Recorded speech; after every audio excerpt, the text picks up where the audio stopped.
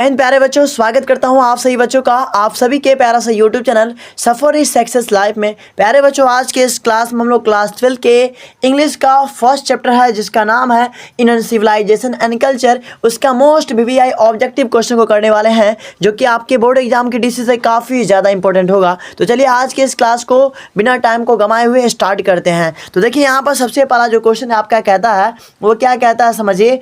In no civilization have all man attend dash dash. VVI question है, तो इसका answer आपका प्यारे बच्चों हो जाएगा प्रीफेक्शन, अर्थात आपका ऑप्शन नंबर सी जो है इसका बिल्कुल करेक्ट होगा। उसके बाद हम लोग बढ़ते हैं अगले सवाल की ओर। क्वेश्चन नंबर आपका 2 यहाँ पे कहता है ना, क्या कहता है क्वेश्चन समझिए। The Gujarati equivalent for civilization means, मतलब गुजराती इक्विवेलेंट का मतलब क्या होता है, गुजराती इक्विवेलेंट का मीन्स क्या होता है, मतलब क्या होता है, ये आपसे पूछा जा रहा है। तो यहाँ पर देखिए, पहला आपका बैड कंडक्ट, दूसरा आपका यहाँ पे इंटेलिजेंट कंडक्ट और तीसरा आपका यहाँ पे गुड कंडक्ट। तो आपका ऑप्शन नंबर सी जो है बिल्कुल सही आंसर हो जाएगा, गुड कंडक्ट। उसके बाद हम लोग बढ़ते हैं अगले सवाल की ओर। क्वेश्चन नंबर आपका 3 यहाँ पे कहता है ना, civilization is that of mode है ना conduct which points out to the man the part of duty is from dash dash. क्या होगा, तो इसका आंसर मैं आपको बता दूं प्यारे बच्चों, ये जो पंक्ति है वो कहाँ का पंक्ति है, तो याद रखिएगा ये जो पंक्ति आपका इंडियन सिविलाइजेशन एंड कल्चर का है जो कि आपका ऑप्शन नंबर ए में है। ठीक है, तो ऑप्शन नंबर आपका ए यहाँ से बिल्कुल करेक्ट हो जाएगा। उसके बाद प्यारे बच्चों आपका अगला यहाँ पे क्वेश्चन कहता है, ठीक है, 4 नंबर में क्या बोलता है यहाँ पे देखिए समझिए आप लोग, है ना। Some of the immediate and brilliant result of modern invention are two, है ना, मेडन टूरिस्टिस इज फ्रॉम। तो यहाँ पर जो है ना ये भी पंक्ति आपका कहाँ से लिया गया है, तो याद रखिएगा आप लोग ऑप्शन नंबर सी हो जाएगा इंडियन सिविलाइजेशन एंड कल्चर, जो कि आपका ऑप्शन नंबर सी में है। बिल्कुल सही बता रहे हैं आप लोग। ठीक है, चलिए जो भी बच्चे ऑप्शन नंबर सी को लगाएं बिल्कुल सही है। उसके बाद आपका अगला सवाल यहाँ पे कहता है क्वेश्चन नंबर आपका 5। ठीक है, इसका आंसर आप लोग फटाफट कमेंट सेक्शन में दीजिएगा। ठीक है प्यारे बच्चों, क्वेश्चन क्या बोलता है आपका, द मोर वी, है ना, indulge in our passions the more unbridled they became is taken from. तो प्यारे बच्चों इसका जो आंसर हो जाएगा, याद रखिएगा आप लोग, है ना, ये भी आपका जो पंक्ति है इंडियन सिविलाइजेशन एंड कल्चर से लिया गया है जो कि आपका ऑप्शन नंबर सी में है। Very good. चलिए उसके बाद अगला सवाल आपके स्क्रीन पर आता है क्वेश्चन नंबर आपका 6। ये क्या बोलता है सर, समझिए। यहाँ पे 6 नंबर क्वेश्चन क्या आता है आपका कि डैश डैश, है ना, were satisfy with true home rule. मतलब ट्रू होम रूल में कौन ज़्यादा अपने आप को संतुष्ट क्या महसूस करते थे। तो याद रखिएगा आप लोग आवर एंसेस्टर यानी हमारे जो पूर्वज थे उन्हें ट्रू होम रूल में यानी कि अपने घर में जो रहने में बहुत ही अच्छा लगता था। ठीक है, तो आपका ऑप्शन नंबर ए जो है इसका बिल्कुल करेक्ट हो जाएगा। उसके बाद आपका अगला सवाल यहाँ पे कहता है प्यारे बच्चों 7 नंबर का, क्या बोलता है कि India remains immobile and that is her. मतलब इंडिया जो है रिमेन्स इमोबल माने अचल और अडिग है ना, तो इसका हो जाएगा आपका ग्लोरी हो जाएगा। Indian remains immobile and that is her glory, यानी वो अपनी सुबह सुंदरता के लिए क्या है, इमोबल है, अचल है, अटल है। ठीक है, चलिए उसके बाद आपका अगला यहाँ पे आता है the sentence after all there is somethings in Hindus that has kept it alive till now is taken from. मतलब इस पंक्ति का मतलब क्या है सर, इस पंक्ति का मतलब ये है कि हिंदूज में अभी कुछ ऐसा चीज़ है जो अभी भी जिंदा है। ठीक है, तो ये पंक्ति लिया कहाँ से लिया गया, तो याद रखिएगा आप लोग ऑप्शन नंबर सी हो जाएगा इसका, है ना, इंडियन सिविलाइजेशन एंड कल्चर, जो कि आपका ऑप्शन नंबर सी में है। जो भी बच्चे ऑप्शन नंबर सी को लगाते हैं बिल्कुल सही आंसर हो जाएगा। उसके बाद अगला क्वेश्चन यहाँ पे कहता है 9 नंबर का कि Gandhi ji died at the hands of a fanatic on dash dash. मतलब गांधी जी की, है ना, हत्या की गई थी, मृत्यु की गई थी एक फैनेटिक यानी धर्मांध के हाथे। कब किया गया था, तो याद रखिए आप लोग 13 जनवरी 1948 अर्थात 30 जनवरी 1948 को ऑप्शन नंबर सी करेक्ट हो जाएगा प्यारे बच्चों।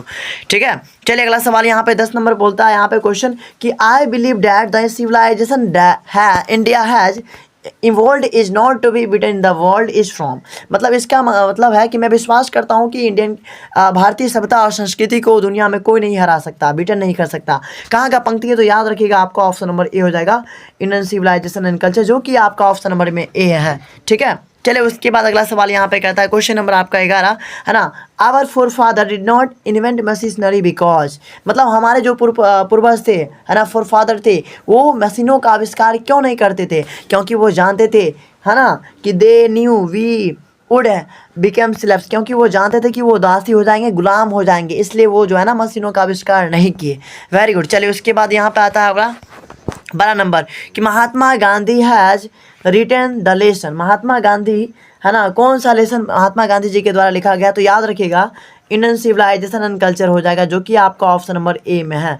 ठीक है, जो भी बच्चे ऑप्शन नंबर यहाँ सॉरी सी में है, ठीक है, सी ऑप्शन जो भी बच्चे लगा रहे हैं बिल्कुल सही आंसर है। अगला सवाल यहाँ पे कहता है कि फारोवेयर रूल्स ऑफ एंशिएंट, तो इसका हो जाएगा आपका इजिप्ट, जो कि बी ऑप्शन में है करेक्ट, बिल्कुल सही आंसर बता रहे हैं आप लोग। चलिए अगला सवाल आपके स्क्रीन पर आ रहा है, क्वेश्चन नंबर 14 बताएंगे फटाफट। वेयर रूलर्स ऑफ इजिप्ट, तो यहाँ पे प्यारे बच्चों याद रखिएगा आप लोग है ना, फारो लगा दीजिए, ऑप्शन नंबर डी आप लोग का बिल्कुल करेक्ट हो जाएगा। उसके बाद आपका अगला सवाल यहाँ पे आता है, सर क्या कहता है क्वेश्चन 15 नंबर में है ना, कि India civilization is the state of development of a dashes, मतलब सभ्यता क्या है ना, किसके डेवलपमेंट का एक वो है स्टेट है, तो आपका हो जाएगा पीपल का, option number A is the right answer होगा। उसके बाद यहाँ पे कहता है 16 नंबर कि गिबॉन इज एसोसिएटेड है ना, गिबॉन इज एसोसिएटेड विथ, तो इसका हो जाएगा आपका इटली, ऑप्शन नंबर ए इसका करेक्ट हो जाएगा है ना। उसके बाद हम लोग 17 नंबर पे बढ़ते हैं, European civilization will mean dash dash for India, European civilization का मतलब क्या होता है सर है ना, तो यूरोपियन सिविलाइजेशन का मतलब होता है रूइन फॉर इंडिया, यानी कि भारत की सभ्यता को बर्बाद कर देगा, और रूइन का मतलब क्या होता है, बर्बाद करना, तो D is the right answer होगा।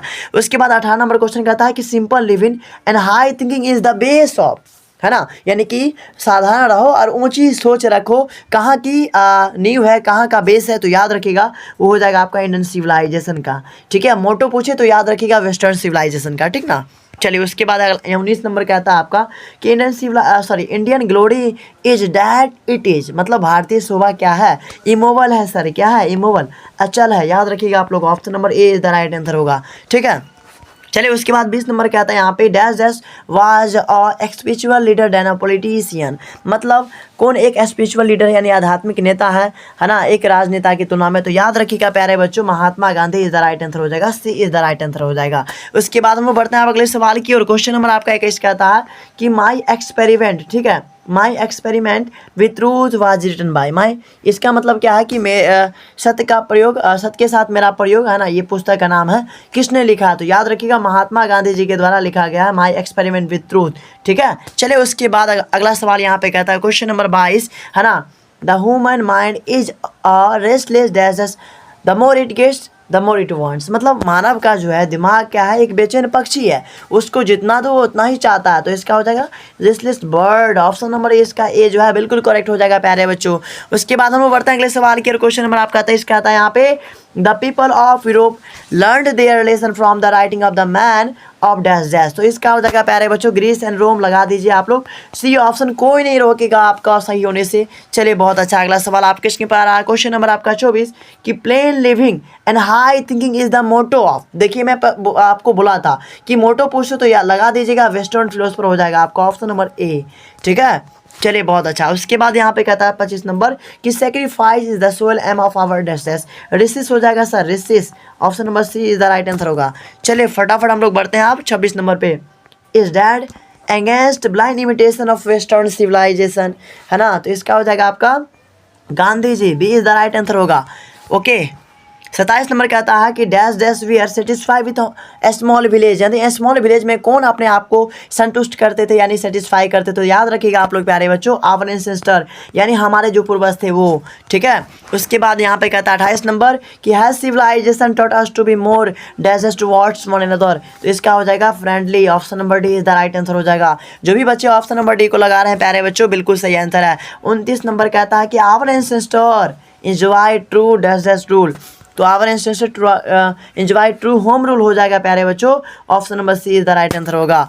उसके बाद अगला सवाल यहाँ पे कहता है ना 30 नंबर की wealth and luxuries do not make a dash dash happy, make a man हो जाएगा, यानी कि भोग विलास आदमी को खुश नहीं रहने देता है, मैन को आदमी को खुश नहीं रहने देता, ऑप्शन नंबर आपका बी सही है। चलिए 31 number Gandhi ji went to Champaran in dash dash, मतलब गांधी जी चंपारण गए थे कब, याद रखिएगा 1917 ईस्वी में गए थे, ठीक है। चलिए किसके कहने पर, तो याद रखिएगा वहाँ के किसान थे जिसका नाम क्या था, है ना, राम ऐसे कुछ करके नाम था, ठीक है, राजकुमार शुक्ल, हाँ राजकुमार शुक्ल के कहने पर वो चंपारण गए थे, ठीक है। कब गए थे, तो 1917 में, चंपारण के वो किसान थे और उन्हीं के आग्रह करने पर गांधी जी चंपारण गए थे कब, 1917 में, याद रखिएगा। उसके बाद यहाँ पे 32 नंबर कहता है the people of European are inspire by dash and Roman writers, तो इसका हो जाएगा ग्रीक एंड रोमन राइटर्स हो जाएगा, जो कि आपका ऑप्शन नंबर बी में है, बिल्कुल सही आंसर। चलिए फटाफट हम लोग बढ़ते हैं 33 नंबर पे, क्या बोलता है sir question, the invention of dash proved a milestone in our development, तो प्यारे बच्चों इसका हो जाएगा है ना, एग्रीकल्चर का आविष्कार जो है ना वो क्या हुआ, काफ़ी माइलस्टोन रहा डेवलपमेंट में, तो आपका बी ऑप्शन यहाँ से बिल्कुल करेक्ट हो जाएगा। उसके बाद यहाँ पे कहता है observing all this our ancestor decided us from luxuries and pleasure is from, तो इसका हो जाएगा आपका इंडियन सिविलाइजेशन कल्चर, जो कि आपका ऑप्शन नंबर सी में है। ठीक है, उसके बाद हम बढ़ते हैं 35 नंबर पे, civilization point out to the man, है ना, तो इसका हो जाएगा द पार्ट ऑफ ड्यूटी हो जाएगा, कर्तव्य का पथ, है ना, जो कि आपका ऑप्शन नंबर सी में है, सॉरी सी में है ना, हाँ सी में। चलिए बहुत अच्छा। उसके बाद यहाँ पे 36 नंबर क्वेश्चन कहता है सर क्या है यहाँ पे समझिए आप, है ना, to observe morality is to be attend mastery over, तो इसका हो जाएगा माइंड एंड फैशंस, जो कि आपका ऑप्शन नंबर सी में है प्यारे बच्चों। उसके बाद हम बढ़ते हैं अगले सवाल की ओर। 37 पे क्या कहता है question, the mind is a restless bird which always invents, मतलब दिमाग क्या एक बेचैन पक्षी है और हमेशा क्या रहता है, अनसेटिस्फाइड रहता है, यानी असंतुष्ट रहता है, ये कभी संतुष्ट होता ही नहीं है। ठीक है प्यारे बच्चों। चलिए उसके बाद यहाँ पे कहता है 38 नंबर कि हैप्पीनेस इज लार्जली और डैश डैश, तो इसका हो जाएगा मेंटल कंडीशन, जो कि आपका ऑप्शन नंबर ए में है।